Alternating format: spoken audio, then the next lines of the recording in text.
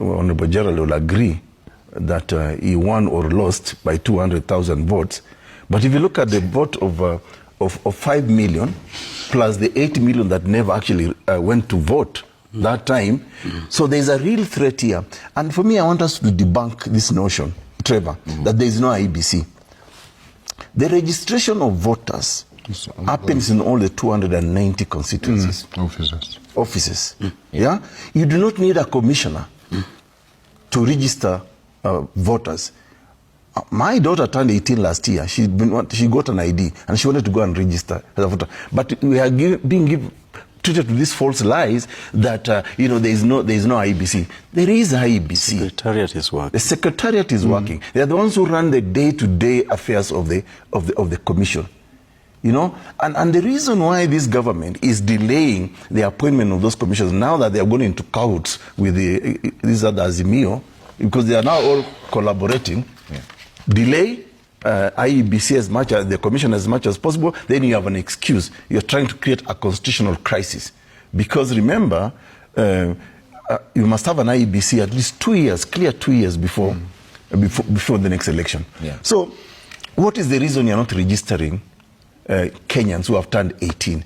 Yet we have got all these 290 constituencies. So the president is panicking that watu mtandao wacha wachape tu kelele. It's true. I mean, I agree with the Honorable Gerald Doctor here that there is no polling station called X or Facebook. Yeah? But then register them. Yeah. Then you will see a polling station. Fair enough. So I wanted to correct because Marijan is the CEO, is the one running the affairs of the IEBC right now. Okay. And by the way, based on the principle of, I'm trying to remember that in law. Necessity. Yes, principle of necessity. He's actually a commissioner by ex officio capacity. Okay. So you cannot say secretary. He's a secretary. Okay, direct question. Will UDA and ODM field both presidential and deputy presidential candidates? This is a story that has been had in the political sphere. In politics, everything is possible, and you never say can never. So I would not run away from such a possibility, especially if Baba chooses to stay in Addis and only comes back to give political direction as he has always done. But one thing that I would want to make clear is, regardless of what turns out in the ensuing elections, ODM party, which is led by none other than the Prime Minister, Dr. Engineer Raila Amolo Odinga, will be in the next government. ODM party will form the next government. That you can take to the bank. But I wanted to also disabuse a notion here.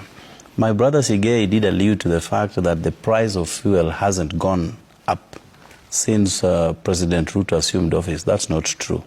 Immediately he got into office, he removed all the fuel subsidies, you remember, and the prices went beyond the roof. But now they are trying to stabilize day by day. I know our time is up, and therefore let me say this. The president, I know, watches Citizen TV, especially this show, and most of when I'm on TV.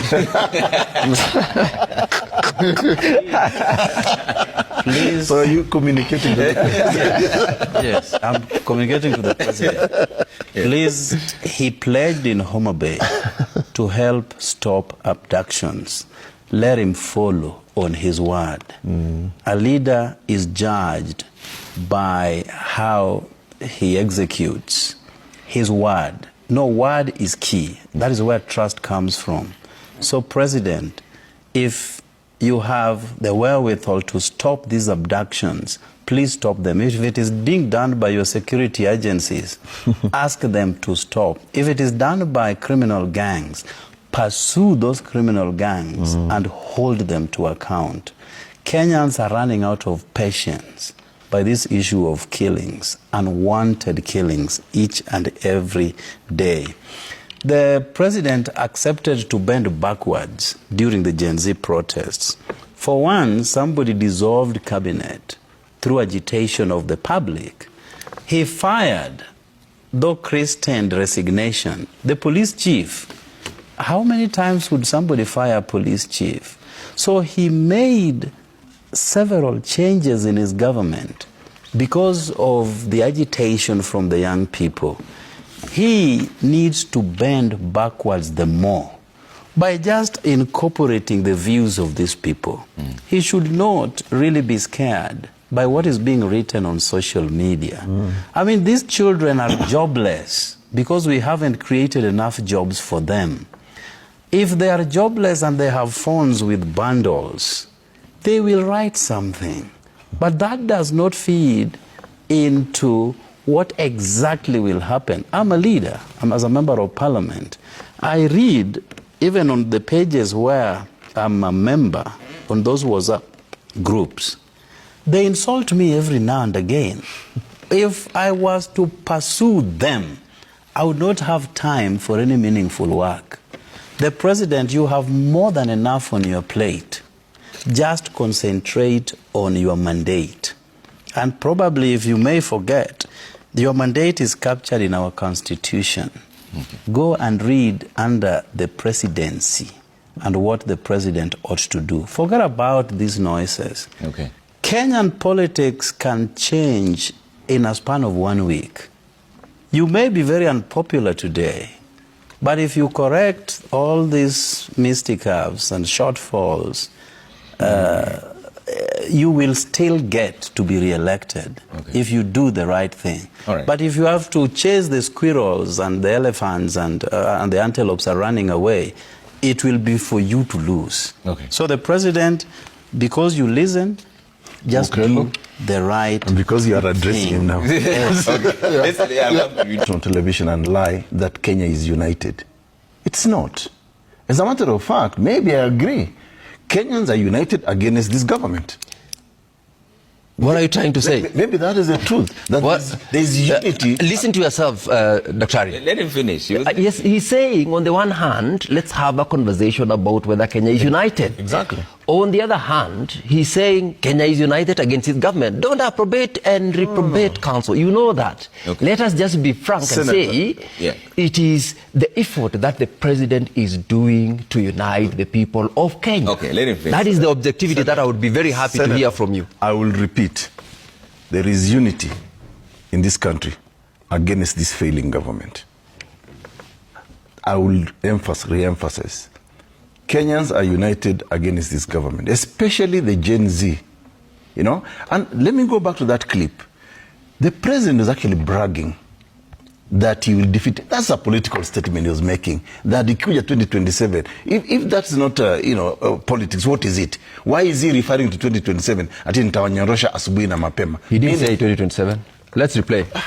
He said nitawanyorosha. Yes, he didn't say in 2027. Yeah, he's referring to gay. Yeah, but the only next election. Anawanyorosha every morning whenever he's doing something.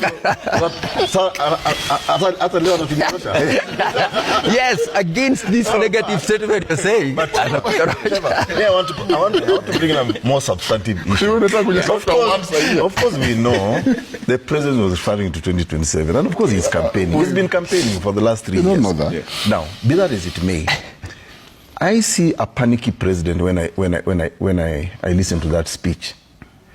He's threatening guys who are using social media, but it's the same person, same government who are actually propagating a false that there is no IEBC. The reason they are saying there is no IEBC is because they do not want to register the Gen Zs, because that is a vote that will determine who comes in as the next president or government in 2027. Statistics show that almost every year we have 1 million young people who turn 18. You know? So in 5 years, you're talking about 5 million. President William Ruto, I don't know whether you're now